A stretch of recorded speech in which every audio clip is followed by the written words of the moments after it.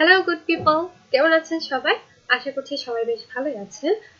তো আজকে আমরা শুরু করতে যাচ্ছি জিওগ্রাফির তৃতীয় ক্লাস। জিওগ্রাফির তৃতীয় ক্লাসে আজকে আমি কি করব? আজকে আমরা যেসব বিষয়ে জানবো সেগুলো হচ্ছে আন্তর্জাতিক তারিখ রেখা, কোন স্থানের সময় নির্ধারণ করা, পৃথিবীর গতি এবং মহাকাশ ও মহাবিশ্ব নিয়ে একটু জানবো। তাহলে চলুন শুরু করা যাক। প্রথমেই আমরা শুরু করি আন্তর্জাতিক তারিখ রেখা দিয়ে। তাহলে আন্তর্জাতিক তারিখ রেখার বিষয়টা একটু সহজে বলি।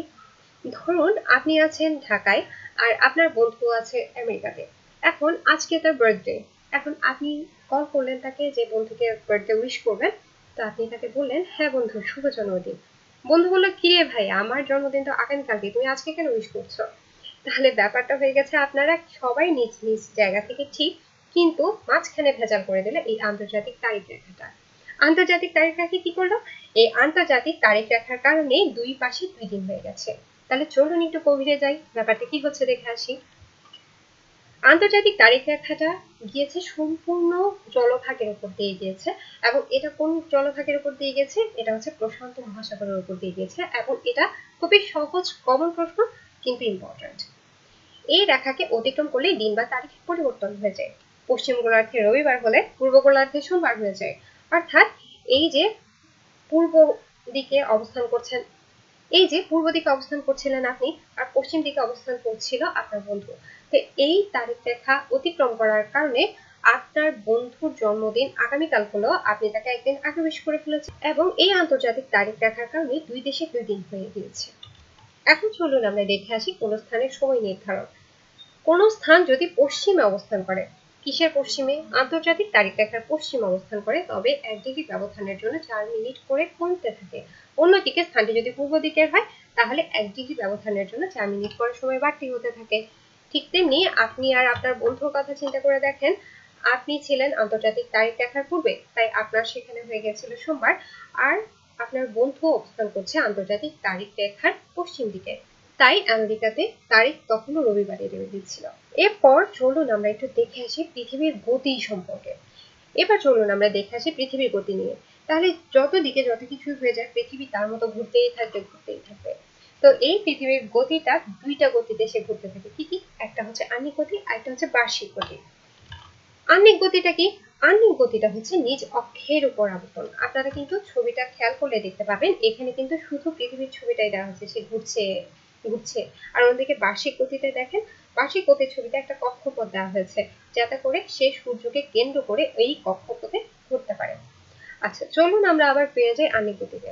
আহ্নিক গতিতে এই যে নিজ অক্ষের উপর আবর্তন, এটা করতে সময় লাগে পৃথিবীর 23 ঘন্টা 56 মিনিট 4 সেকেন্ড, এবং এটাকে বলা যায় 24 ঘন্টা। এটাকে বলা হয় 116 দিন। এবং আহ্নিক গতির অপর নাম হচ্ছে আবর্তন গতি। আহ্নিক গতির ঘূর্ণনের দিকটা কেমন হয়? আহ্নিক গতি হচ্ছে পশ্চিম থেকে পূর্ব দিকে বা বাম থেকে ডান দিকে ঘুরতে থাকে। আহ্নিক গতির বিভিন্ন ফলাফল আমরা দেখতে পাই, সেটা কি কি? ঝড় ভাটা সৃষ্টি হয়, তারপর হচ্ছে পৃথিবীতে দিবারাত্রির সংগঠন হয়, কারণ সে যে ঘুরতে থাকে তখন পৃথিবীর এক অংশ সূর্যের কাছে আসলে অপর অংশ সূর্যের বিপরীতে চলে যায়। এই দিবারাত্রি সংগঠনের কারণে কি হয়? তাপমাত্রার তারতম্য সৃষ্টি হয় এবং সময় নির্ধারণ করা হয়। এরপর আরেকটা কাজ করে গুরুত্বপূর্ণ, সেটা কি? বায়ু প্রবাহ ও সমুদ্র স্রোতের সৃষ্টি হয়ে থাকে। তা আমরা তো বলেছি আহ্নিক গতির ফলে জোয়ার ভাটা সৃষ্টি হয়, এবং এক্ষেত্রে যে শক্তিটা কাজ করে সেটা হচ্ছে কেন্দ্রাতিক শক্তি। এছাড়াও জোয়ার ভাটার আরেকটা প্রধান কারণ রয়েছে, সেটা হচ্ছে চাঁদ ও সূর্যের মধ্যে মহাকর্ষ শক্তি। এরপর চলুন আমরা দেখে আসি বার্ষিক গতি। আমরা তো দেখেছি অলরেডি ছবিতে যে পৃথিবী তার কক্ষপথে সূর্যকে একবার পরিক্রম করে আসলেই সেটা হয়ে যায় বার্ষিক গতি, এবং এটার অপর নাম হচ্ছে পরিক্রমণ গতি। এই বার্ষিক গতি কিছু ফলাফল আছে, চলুন এবার আমরা দেখে আসি বার্ষিক গতির ফলাফলগুলো কি। বার্ষিক গতির ফলাফলের মধ্যে অন্যতম হচ্ছে দিবারাত্রির হ্রাস বৃদ্ধি। এটা কেন হয়? পৃথিবীর ঘূর্ণনের কারণে পৃথিবীর যে গোলার্ধ সূর্যের কাছে অবস্থান করে, সেই গোলার্ধে দিন বড় হয়ে যায়, রাত ছোট হয়। অন্যদিকে বিপরীত গোলার্ধে ঠিক উল্টোটা হয়, মানে রাত বড় হয়ে যায়, দিন ছোট হয়ে যায়।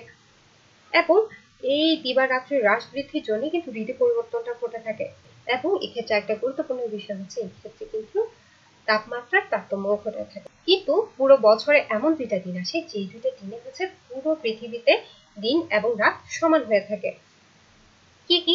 তাহলে আপনারা মনে রাখতে পারেন এভাবে, যে 21 মার্চ এবং 23 সেপ্টেম্বর, এই দুটাকে আত্মস্থ করে নিন। এরপরে দেখুন 21 মার্চ উত্তর গোলার্ধে বসন্তকাল। আমরা বাস করি কোথায়? উত্তর গোলার্ধ। তাহলে এই উত্তর গোলার্ধে 21শে মার্চ কি হয়? বৈশাখ মাস আসার আগেই আমাদের কিন্তু 21শে মার্চ আমরা বসন্তকাল পালন করে থাকি, তাই সেটাকে বলে থাকে বাসন্ত বিষুব। অন্যদিকে 23শে সেপ্টেম্বর আমাদের উত্তর গোলার্ধে ওই যে মনে পড়ে যে সবাই কাশফুলের সাথে ছবি তুলতে যায়, এই সেটাই শরৎকাল চলে এবং এই সময়টাকে বলা হয়ে থাকে শারদ বিষুব। এরপর আমরা আসি দীর্ঘতম দিন ও দীর্ঘতম রাত। এক্ষেত্রে আমরা আবার দুইটা দিন মনে রাখবো, সেটা হচ্ছে 21 এবং 22 ডিসেম্বর।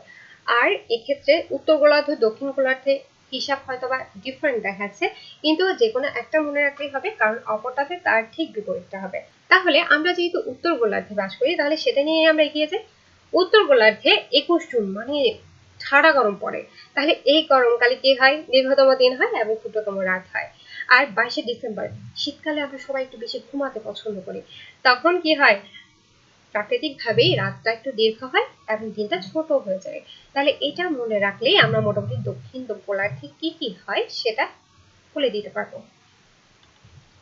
আমরা পুরো বার্ষিক গতিটাকে যদি একটা ছবির মাধ্যমে প্রকাশ করতে যাই, তাহলে এই ছবিটা দেখলেই আশা করি হয়ে যাবে। দেখুন সূর্য কিন্তু ঠিক সমানভাবে তাপ দিচ্ছে, এজন্য 21শে মার্চ এবং 23শে সেপ্টেম্বর এই দুইটাতে দিন রাত সমান হয়। অন্যদিকে 21শে জুন উত্তর গোলার্ধে চলে গ্রীষ্মকাল এবং 22শে ডিসেম্বর উত্তর গোলার্ধে চলে শীতকাল।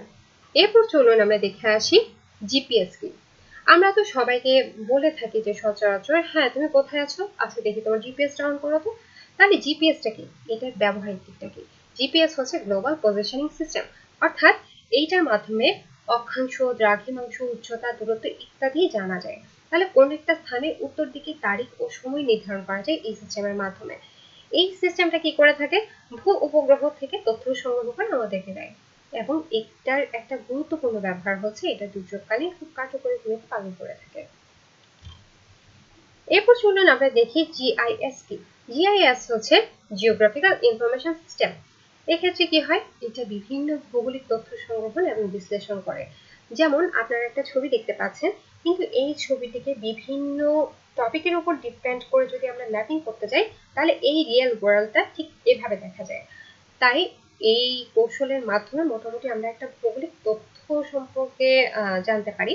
এবং সর্বপ্রথম এই কৌশল ব্যবস্থার আরম্ভ হয়েছিল কানাডায় 1964 সালে। জিআইএসটা কি? এই জিআইএস সিস্টেমের কাজগুলো কি কি?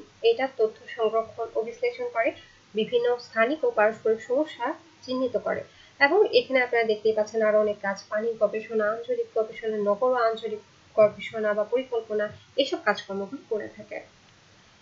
এরপর আরেকটা গুরুত্বপূর্ণ টপিক, সেটা হচ্ছে মানচিত্র, ক্যাডাস্ট্রাল বা মৌজা মানচিত্র। এই ক্ষেত্রে আপনাদের জন্য প্রয়োজন যেটা, সেটা হচ্ছে স্কেলগুলো, স্কেলের পরিমাপ। তাহলে এটা আমি একটু জানার জন্য বলে রাখি যে ক্যাডাস্ট্রাল মানচিত্র কিসে ব্যবহার করা হয়ে থাকে। এটা আমরা যে জমি কিনি, বিক্রি করি, এইগুলোর ক্ষেত্রে যে সীমানা নির্ধারণ হয় কিভাবে, এই সীমানাটা দেখানো হয়ে থাকে ক্যাডাস্ট্রাল বা মৌজা মানচিত্রের মাধ্যমে। এবং এই মানচিত্রে 16 ইঞ্চি সমান 1 মাইল অথবা 32 ইঞ্চিতে 1 মাইল হিসাব করা হয়ে থাকে। তো ধন্যবাদ সবাইকে আমাদের সাথে থাকার জন্য, আশা করছি সবাই বুঝতে পেরেছেন। তাহলে দেখা হচ্ছে নেক্সট লেকচারে, সবাই ভালো থাকবেন, ধন্যবাদ।